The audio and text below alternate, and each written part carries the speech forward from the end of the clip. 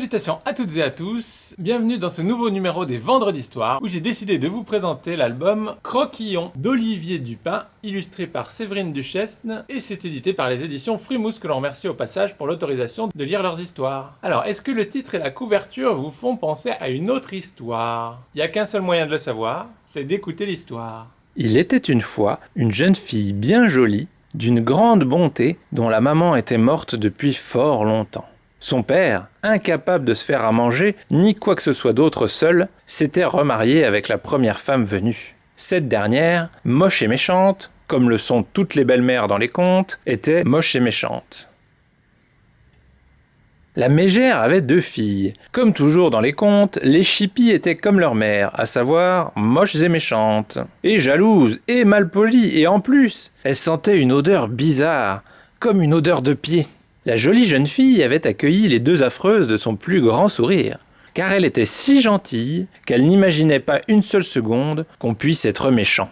Or, au risque de radoter, les affreuses étaient moches et méchantes.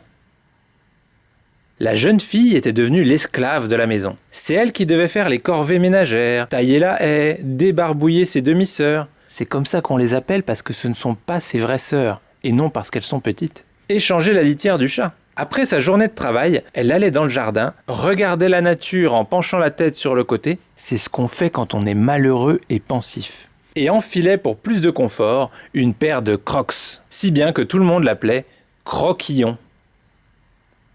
Un jour, le prince fit donner un bal pour se trouver une épouse. Comme chacun sait, les princes n'ont qu'un objectif dans la vie, trouver une fiancée. Celui-ci devait être particulièrement difficile ou moche, car généralement, les princes n'ont pas besoin de donner des balles pour ça. Certains trouvent des fiancées dans des cercueils de verre en pleine forêt, ou dans un château, en pleine sieste depuis 100 ans. Évidemment, les chippies prénommés Cindy et Mandy voulurent aller au bal. Leur mère, qui était, je vous le rappelle, aussi moche et méchante que ses filles, leur acheta une belle robe à fleurs. Les soldes venaient de commencer, et les robes à motifs étaient à moitié prix. C'eût été idiot de ne pas en profiter. D'ailleurs, la maman saisit l'offre, la 3e pour 1 euro. Invitation, bal, la classe. Offre spéciale, moins 50%, réduc, promo, solde, promo, pas cher, 1 euro. Sans même lui proposer de venir au bal, ses demi-sœurs demandèrent à Croquillon de les aider à se coiffer. Cette nunuche, excusez-moi du terme, le fit de bonne grâce sans penser à elle. C'est seulement quand les chippies furent partis qu'elle réagit enfin. « Mince alors, moi aussi je veux y aller !» Elle est très gentille, Croquillon, mais elle ne percute pas vite. Elle enfila ses crocs et alla se lamenter au pied du vieux chêne, s'asseyant malheureusement pile à l'endroit où son chien Claude fait ses besoins. Tandis qu'elle pleurnichait, sa marraine la fée apparut.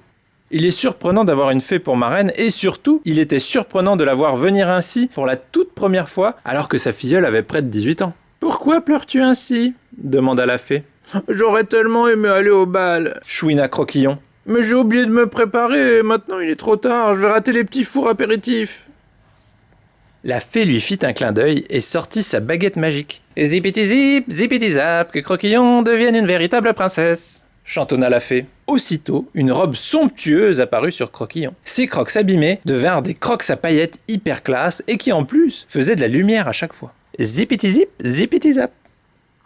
« Va me chercher une citrouille » demanda la fée. Hésita Croquillon. « Nous sommes en juin, ce n'est pas du tout la saison des citrouilles. »« Mouze » pesta la fée. « Trouve quelque chose qui ressemble » Croquillon alla chercher un melon. La fée le transforma en une voiturette sans permis. « Mais c'est nul !» protesta Croquillon. « Ça te fait pas du tout princesse !»« Oui, normalement, il me faut une citrouille, je fais ce que je peux », expliqua sa marraine.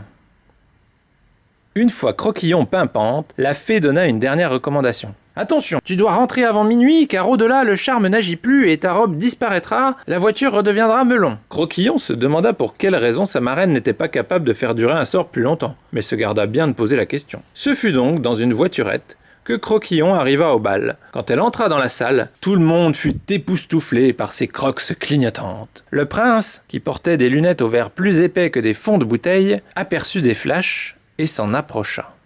« Y a quelqu'un ?» demanda-t-il sans voir qu'autour de lui de nombreuses prétendantes faisaient leur possible pour se faire remarquer. Croquillon le salua d'une courbette, le prince également, et les 2 jeunes gens se cognèrent la tête. Puis ils dansèrent toute la soirée. Cindy et Mandy observèrent avec mépris cette jeune fille dont le prince semblait tomber amoureux.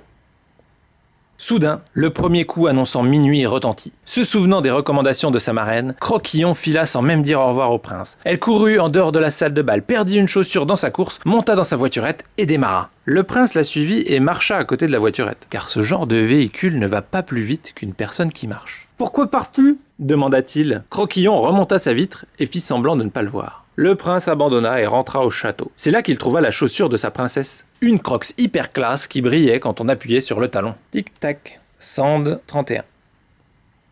Quelques instants plus tard, le charme se rompit. Croquillon se retrouva les fesses par terre, un melon dans la main et une Crocs au pied. Elle rentra chez elle, le cœur lourd, se demandant si elle reverrait son prince un jour. Ses demi-sœurs rentrèrent en maudissant cette jeune fille dont le prince était tombé amoureux. Croquillon les écouta parler en rêvant de sa future vie de princesse. À elle l'amour, le château, les Crocs garnis de diamants et les trottinettes électriques. Le lendemain, une information circula dans tout le royaume. Le prince passerait de maison en maison et ferait essayer la chaussure à toutes les jeunes filles répondant à la description de sa princesse. À savoir, une fille. Enfin, je crois, avait ajouté le prince. Le pauvre garçon était totalement myope. Il ne sut donner plus de détails. Le prince commença par la maison de Croquillon et fit d'abord essayer la chaussure à Sandy. Évidemment, les Crocs, ça va à tout le monde. Donc le pied entra dans la chaussure sans problème. Cette chipie de Sandy partit avec le prince, sans oublier de tirer la langue à Mandy et Croquillon, totalement dégoûté.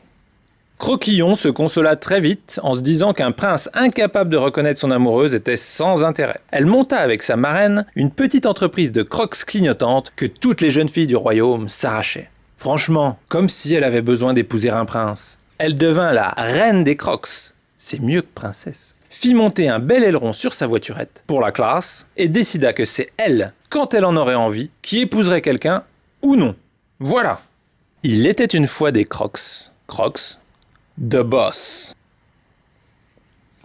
Fin. Alors, ça vous a plu? Est-ce que vous aviez trouvé qu'il s'agit d'une revisite du conte Cendrillon, puisque Croquillon, ça ressemble, et l'histoire aussi, mais c'est une version beaucoup plus moderne, puisque là, bien heureusement, le but dans la vie de Cendrillon, c'est pas de trouver un prince, là, au contraire, elle a réussi à monter une petite entreprise qui marche très bien, et peut-être qu'un jour elle se mariera, ou pas, parce qu'on n'est pas obligé dans la vie de se marier, ni de trouver un amoureux ou une amoureuse. On peut très bien rester tout seul ou toute seule si on est très bien comme ça. Le principal, c'est d'avoir une belle vie où l'on fait des choses qui nous plaisent. Donc voilà, sur ces bonnes paroles, il ne me reste plus qu'à vous souhaiter une excellente journée, un excellent week-end, et je vous dis à la semaine prochaine pour une nouvelle Vendredi Histoire. Salut!